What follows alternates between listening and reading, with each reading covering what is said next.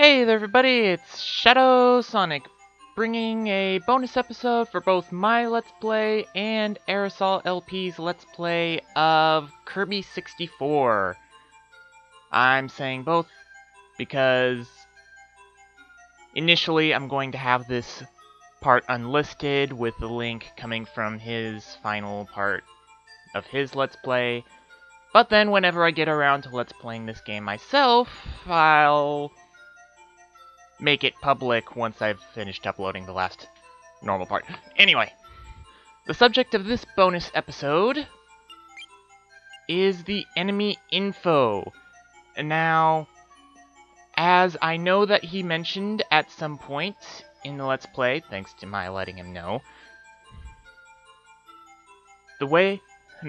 there are, at the end of each normal level, a little picnic blanket with several items, including a card with a question mark on it. Picking up a card with a question mark on it usually will give you a new enemy info card for this section of the game. There's just one problem. There are about twice as many enemies in the game as there are levels. So you'd essentially have to play the entire game through twice on the same file. Yeah, not something I would want him to do without need. So, I think I've talked about the basics enough. Let me just show off all the enemies. Alright, first off, we have Wispy Woods. He was the boss of the first world. You get the idea. And then over here we have Wispy Woods Jr. That's what those little tree guys were that were circling around him in the first phase. After that we have the Pix. Really? Pix? You know, unlike Aerosol, I actually enjoy this boss quite a bit. Anyway, number 4. Is that saying Aero or Acro? I can't tell with N64 level graphics. By the way, I'm recording this off an actual N64 cartridge, not Wii console or just because I did this long before I owned the game in any other format. So, yeah. Actually, this is not the first game that, let's just stick with Acro, that Acro appeared in. He also shows up, I believe, in Kirby Dream Land 3 as a boss. Yeah, that was a Super Nintendo one. It's available both in Kirby's Dream Collection and individually on Virtual Console. Worth picking up. Anyway, here we have Magmon. Okay, not really much else to say about that. Moving right along. Number 6, this is the boss of the Shiver Star world, which at the time of this recording is where Aerosol currently is at. Anyway, this is the first phase of the boss, called HR-H. It's a robot. If you've played or watched my Let's Play of Kirby's Return to Dreamland and saw the extra robot boss, he shares a lot of the same attack strategies. But once you defeat that phase, he switches to HRE, which is a lot more unique. You've probably seen already in his Let's Play, and in mine once that one eventually comes. I've already talked about that at the start of the video. I don't need to repeat myself. Okay, moving right along. Boss 8. This is Miracle Matter, and is, I believe, my favorite boss in the game. Basically, the idea, as you probably know, is that it has different forms based on each of the individual copy abilities in this game, and that it can only be destroyed by whacking it with the copy ability that it currently has. Interesting. And next up we have 0202. Anyway, this guy is actually has roots that surprisingly go very far back in Kirby's history. Kirby's Dream Land 2, the ultimate final boss, was a guy with a parka or something? Yeah, his first phase was that, but then his second phase looked like just some giant black eyeball. I think you can see where I'm going with this. It's the same boss, it's the same entity as in this game. That entity was also reused for Kirby's Dream Land 3, and now again here, except this time it has evolved even further into the 02 form. I think that might be one of the most often used final bosses in the Kirby franchise, to be honest, if you count all of its different evolutions and whatnot. The Amazing Mirror entity looked very similar because giant eyeball, but it wasn't the same thing. Alright, so that's all the bosses. Now we have the individual enemies. Starting off, these little black guys, you may remember them from the very first level in the game. They are N-Z. Don't know if there's any significance by that. And as you can probably tell by the lack of any icon on the top left corner, these guys do not give you any power after swallowing them. Next up we have Rocky, who obviously gives you the rock power, both by design and as you can see. It's a fairly interesting form, really. Then we have Bronto Burt. These guys have been around in just about every Kirby game. And I still find it weird that it's such a pink thing is called Burt. Like, tough guy, you know? Alright, moving right along. Alright. Scud. This guy, I remember, shows himself at the beginning of the DDD Castle stage and of the Electric Pyramid stage in this game. He gives you bomb. Alright. Next up is Gordo. These guys, like Bronto Burts, have been around since the beginning. They are indestructible. Sometimes you can trick them into going off the screen entirely, say if they're being blocked by a block and you destroy said block, but other times not. Interesting thing, the Spike Bomb power-up actually turns you into one of these guys for a bit. And next up we have Shatso. Shatzos, I believe they too have been around since the beginning, and like Gordos, they are completely immune to attack. At least in Kirby games. I know of at least one fan game that allows you to destroy these things. Anyway, here we have Spark I or Spark E. I'm gonna go with Spark I because it has an I. Anyway, these were predominantly in the Electrical Pyramid stage, and give you electricity, obviously. Bouncy?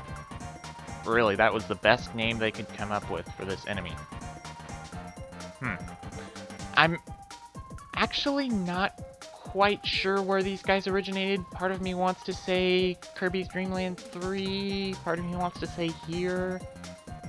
I know they come back in Kirby's Return to Dreamland, though.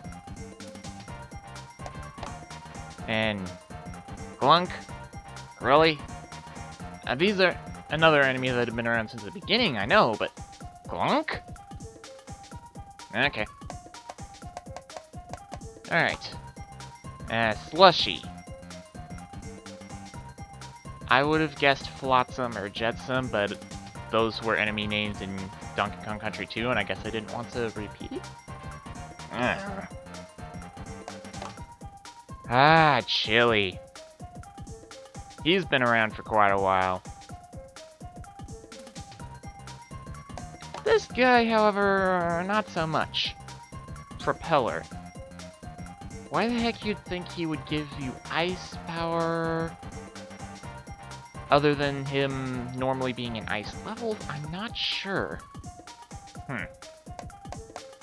Anyway, over here we have Glom. I guess that's following a interesting Japanese tradition of naming enemies after the sounds they make. You've seen these guys several times before. Both in AerosolLP's Let's Play and presumably my own. Yeah, I don't think they were in any games before this one or after this one. No. And here we have Mahal.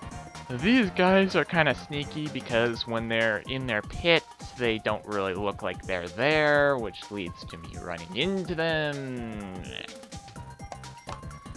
Ah, Poppy Bros Jr.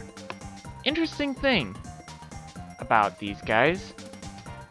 In Kirby's Adventure, there was no such thing as bomb power, so swallowing these guys did nothing.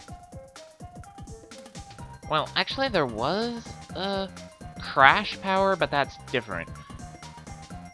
Anyway, it was only in later games that they were given the bomb. Whatever, I'm rambling. And they named a log. Okay, not the oddest thing I've seen in a video game. Moving right along. Ah, Goblin. That's actually kind of interesting. And then we have these crabs. Canny? Caney? I don't know how that's supposed to be pronounced. Ah, these sparks. I believe we saw these both on the chains in the VDD Castle stage and in several places in the Electrical Pyramid stage. Bivolt. You can't kill them, you can only avoid them. Fortunately, they just stick to the chains. And then we have another Kirby Longstander, Sir Kibble. Looks like they ran out of room to put the space.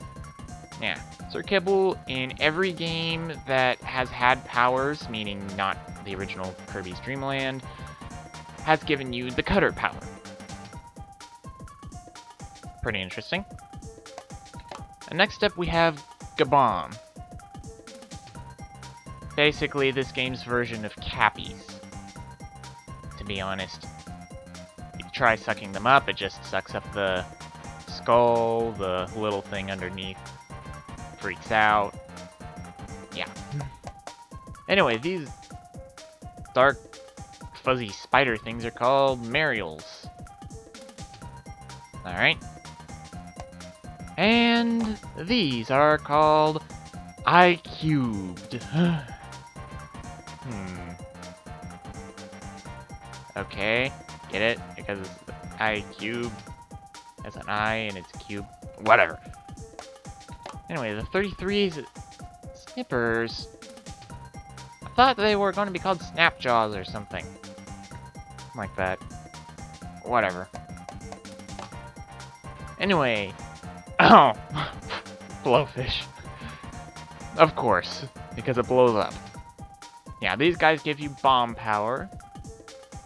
That's nice. Anyway, we have these boneheads, which look like they came right out of a Zelda game. but they are far less aggravating than they are there. Also far more logically named. In Zelda games, those enemies are called bubbles for some reason. Really. Bubbles. Whatever. Ah, Squibby. Guess since that's the thing that most looks like a squid in this game, that makes sense. Alright.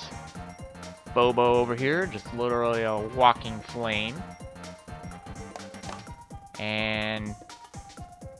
Bo. I guess that Bo is basically a burnt-out version of Bobo? Maybe Bo means fire or something. I don't know. Anyway. Oh, punk. Yeah, because the spikes are in a mohawk shape. Whatever. Some mites. Those are nice. And then we have these sandmen. These guys can get kind of aggravating. For the same reasons as that manhole guy from before. Oh! Now I get the name Manhole. Manhole. Anyway, these fish, floppers, they don't give you any powers, unlike the blowfish. And then these guys, Kapar. You'd think that these ones were introduced in this game, but actually no. I have seen them at least in Kirby's Dream Land 3. So, yeah, their roots come before the 64 era, surprisingly enough. And 44, we have Maw, obviously. And 45, we've got the drops. I bet these guys would have given water if that existed before Return to Dreamland. But it doesn't, sadly enough. Anyway, we have these pedos. Nintendo? I think you may not have done enough localization there. Yeah, I mean, I know you were going for a shortened version of Torpedo, but that could also be a shortened version of something entirely different. Yeah, better to call them Torps or something.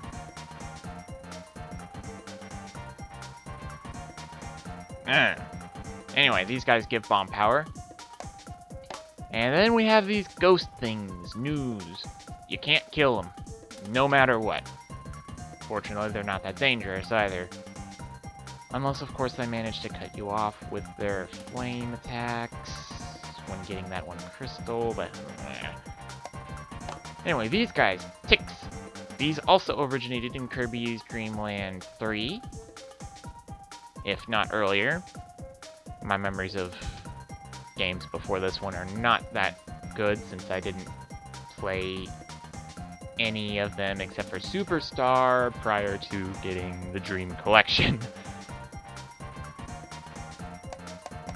And then we have these cairns.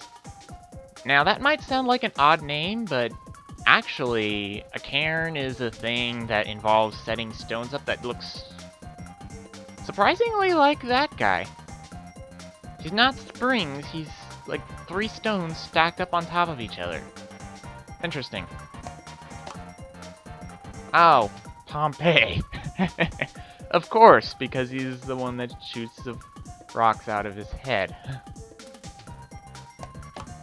And Hack. Okay. They keep alternating between being clever and being stupid with their names.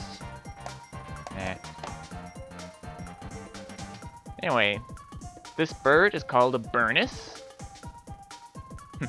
Like a furnace, maybe? And this arrow thing.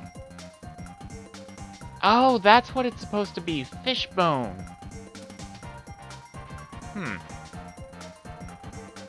Never really thought of it like a fishbone. I just thought it was just chevrons. Weird. Anyway, this bird is called a Phrygus. Definitely a theme with the Burnus from back before. And then we have these Sawyers. Yeah. I think those were in Dreamland 3 as well. And next we have the Turbites. You know, turbines that bite. You know, they give electric. Then Plug. Really, for an enemy name, you just added an extra letter at the end? Really, Nintendo? Whatever. Ah, Ghost Knight. That name sounds a bit more threatening than the enemy actually is, to be honest. Oh, Zeus. Of course, Zeus. Then over here we've... Okay, now you just changed the first letter from a C to a K. Come on. Rockin'. That doesn't seem that clever to me. Moving on. Ah, Cha-Cha. Of course, because of the instruments. Cha-Cha-Cha-Cha-Cha. And these enemies. I'm guessing Galboros? Oh, Galbo. I guess Galboros is just the big type that was introduced in Return to Dreamland. Alright, these enemies are Bumbers.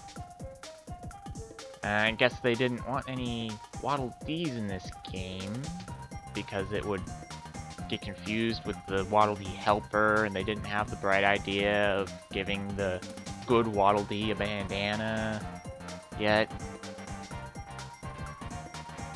They basically serve the same role as a Waddle Dee Parasol combination, except they don't give you Parasol because that's not a power in this game. Ah, 65, the enemy that everybody hates in this game. Scarfies. Scarfies. You know, their behavior in these games is different, actually. Sometimes, if you leave them alone, they won't bug you at all. Sometimes, if you pass them, they'll turn on you, look angry, and then try following you for a while. Before they blow up, like in this game. Sometimes, they won't do anything until you get a key, and then they'll go crazy and follow you until you drop the key, or destroy them. Like in Return to Dreamland.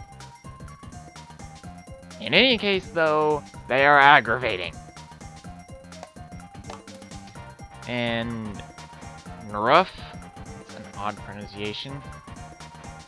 I think these guys showed up in Return to Dreamland as well, actually. Oh, look at the cute little imp. How the heck does that match up with a penguin? The only thing I can think of when I see imp is electromagnetic pulse, and there's nothing electrical about this guy. Whatever. Ah, the Magoos. These are the enemies that spawn during the Magman boss, which allow you to kill it without powers. And these spear guys are Yarikos. Okay? Yeah, surprising number of enemies here that originated from Dreamland 3, to be honest, that I thought originated here. Anyway, they even decide to name the butterflies as flutters. You may not have even noticed them in this game, but they're there. And they made a separate card for wall shot those for some reason. Okay. Ah, KKs. Some of you who got the Immobile Castle reference, and what the Immobile Castle in Ape Escape 3 was referencing may also get this reference. Basically just some anime thing about a witch who delivered stuff. Whatever. Or maybe this predates that, because I don't know when those started, but this character was actually an enemy in Kirby's Dream Land 3. Again. And an actual enemy this time, not just a background element, like in this game. In fact, it even gave you a power. The broom ability. Yeah. Broom. Not really a big loss, to be honest. Sparkies, these guys have stuck around for quite a while. And they just named standard boulders Ignis. Alright. Floras. They look so nice. Oh, and those putts which putt around the Ignises. But otherwise do nothing but laugh at you and make you angry because they're taunting you with getting hit by the rocks. Whatever. Moving on. Terran. The pterodactyls that look more like paper airplanes sprung to life. And they are about as intelligent as paper airplanes sprung to life. Mumbies.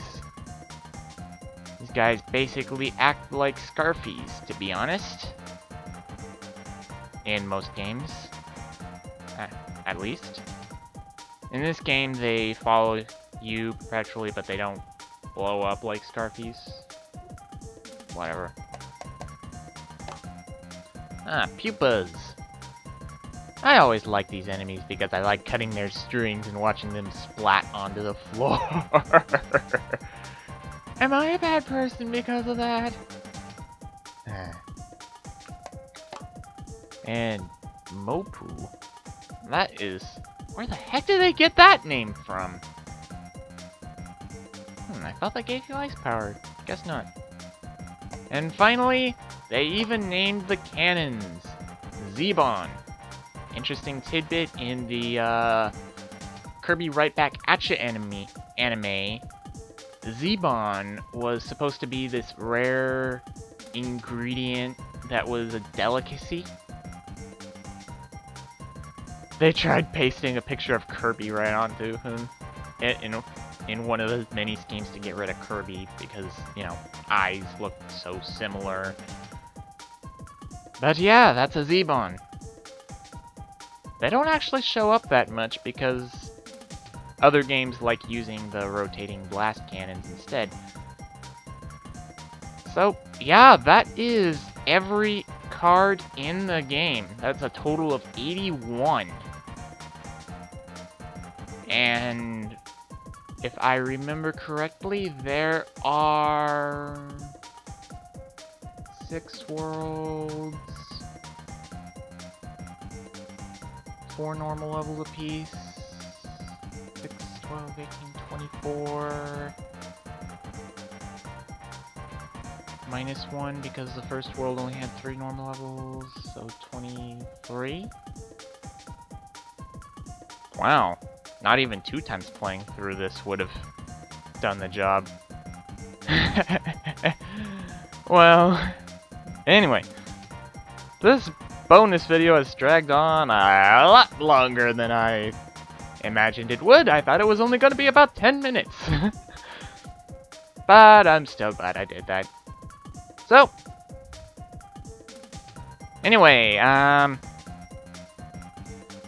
if you're getting to the end of this after just watching my Let's Play and haven't heard of AerosolLP before, be sure to check him out at some time. He does some really good stuff. And if you're coming here from AerosolLP's channel, be sure to check out mine. I've done quite a few things besides Kirby. Actually, I've done more Donkey Kong than anything else, but hey, I know Donkey Kong like the back of my hand. Sue me. So, Anthony, can you send us off, please? It's Waluigi! Anyway, if you liked the video, then be sure to like, comment, subscribe, share, and favorite to both ShadwSonic and AerosolLP so that I can become super awesome! And you too. And you don't usually... Oh, and AerosolLP as well. Thank you. Also, I don't know if he does this or not, but be sure to tell me what you want to... but if you're interested in my channel, be sure to tell me what you want to see in future Let's Plays. You know, what I did right, what I did wrong, what games you want to see me play, all that good stuff. So, until next time, where I don't know, I'll see you guys later. Bye-bye.